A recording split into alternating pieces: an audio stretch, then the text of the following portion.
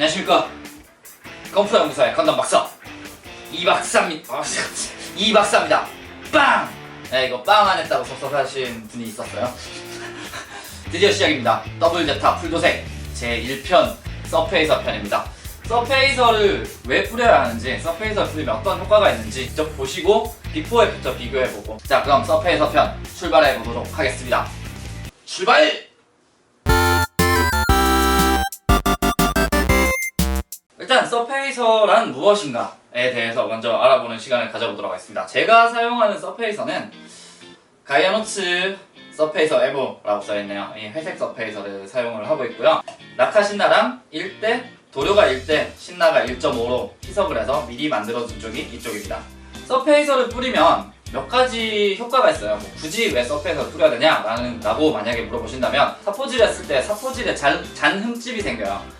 물론 800이나 1000 정도의 흠집은 서페이서가 감춰주는 역할을 해요. 첫 번째 효과는 잔 흠집을 제거하는 효과죠. 네, 제가 미리 살짝 서페이서를 칠해본 더블 제타 상반신인데요. 사포 흠집이 있었겠죠. 사포 흠집이 있었다고 해도 서페이서가 어느 정도는 가려주는 효과를 줍니다. 그리고 두 번째 효과 보시면 색이 회색으로 일정한 색이 됐죠. 밑색의 효과를 내줍니다. 그러니까 한마디로 얘기해서 까만색 기체에다가 흰색을 그냥 뿌린다고 해서 흰색이 되진 않겠죠. 밝은 회색으로 똑같은 색깔로 맞춰주시면 뭐 위에 파란색, 노란색, 빨간색, 흰색 무슨 색이 올라가더라도 그 뭐 약간 본연의 발색을 최대한 낼 수 있는 거죠. 두 번째 이유, 밑색 효과로 사용해주고 있습니다. 그리고 세 번째, 패널 라인이 훨씬 잘 보이죠. 서페이서 전, 후 상황을 비교해보면 패널 라인이 훨씬 디테일하게 잘 보입니다. 그래서 표면을 확인할 수 있어요. 자, 서페이서 상태에서 깨끗하면 그대로 도색을 진행해도 된다는 신호죠. 만약에 서페이서 상태에서 흠집을 발견했다 하시면 다시 사포질이나 혹은 패널 라인을 다시 그어주고 시작하시는 게 바람직합니다. 네, 서페이서 작업 전에 가조립 상태의 다리를 준비했습니다. 이 다리는 서페이서를 오늘 뿌리지 않을 예정이에요. 서페이서가 된 상태와 안 된 상태를 비교해 드리기 위해서 이 다리는 안 할 거고, 분해를 이렇게 미리 해놨어요. 나머지 다리를 분해를 하는 이유는 이게 너무 크면은 구석구석 서페이서를 칠하기 힘들기 때문에 최대한 서페이서가 원활히 칠해질 정도로 잘게 분해를 해주는 거죠. 분해하실 때 뭐 주의할 점은 설명서에 역순으로 해주시면 되겠죠. 네, 얘부터 빼고 얘 빼고 뭐 얘 빼고 이런 식으로 역순으로 빼주시면 되고, 잘 안 빠지는 부분이 있다면 무리하게 하시면 부러질 수 있으니까 또 여기 이거 파츠 오프너죠. 파츠 오프너 혹은 그때 옛날에 했었죠. 기이개, 쇠 기이개로 살짝 집어넣으셔서 파손 안 될 정도로 살살 빼주시면 쉽게 분해하실 수 있습니다. 짜잔! 여기 게이트 자국 있죠. 게이트 자국이 클 때는 400 정도, 뭐 게이트가 이렇게 작을 때는 600 정도의 사포로 정리를 해주시는 게 좋아요. 이런 잔 흠집은 사라지지만 큰 이런 게이트 자국들은 훨씬 더 잘 보이게 되기 때문에 꼭 도색을 하실 때는 표면 정리를 빡세게 해주십시오.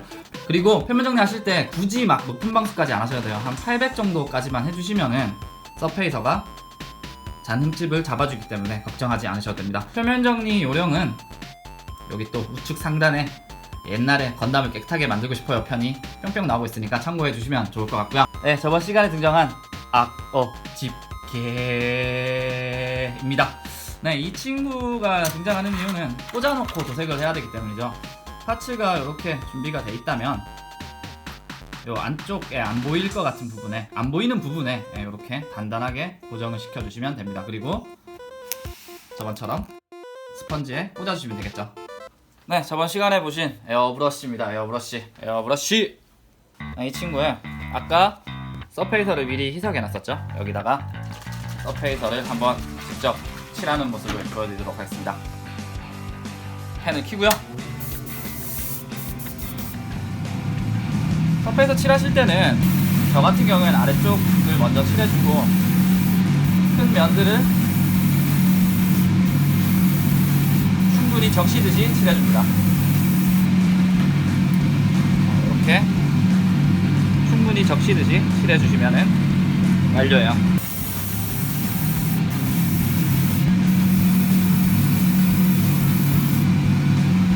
약 3-4cm 정도 간격에서 충분히 젖을 정도로 칠해주시면 됩니다. 그리고 주의하실 거는 너무 많이 뿌려버리면 막 물어버리겠죠. 적정량을 유지해주시는 게 가장 관건일 것 같아요.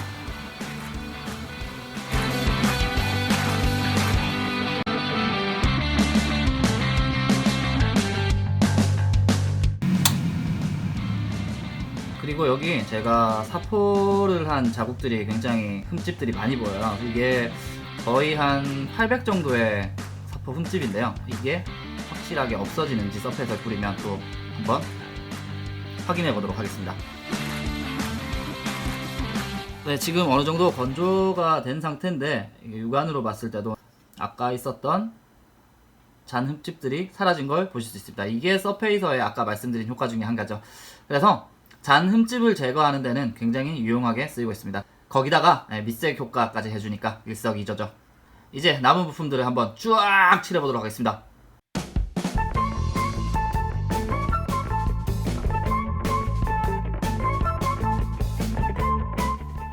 네, 이렇게 서페이서 작업을 완료를 했습니다.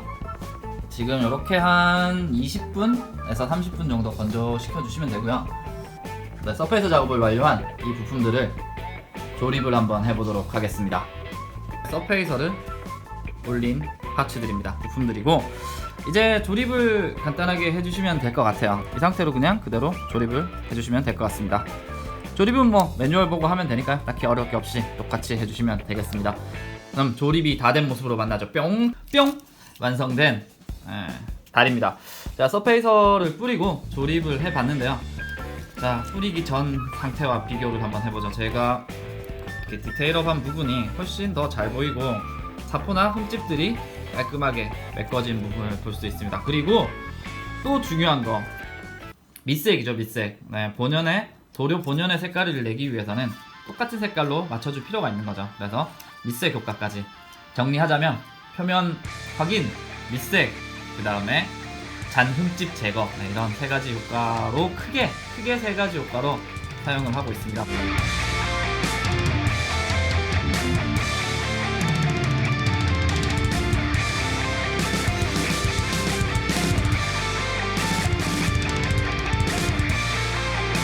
더블제타 풀도색 그 첫 번째 시간 서페이서 편 재밌게 보셨나요? 재밌게 보셨다면 구독과 추천은 유탑으로 간 지름길입니다.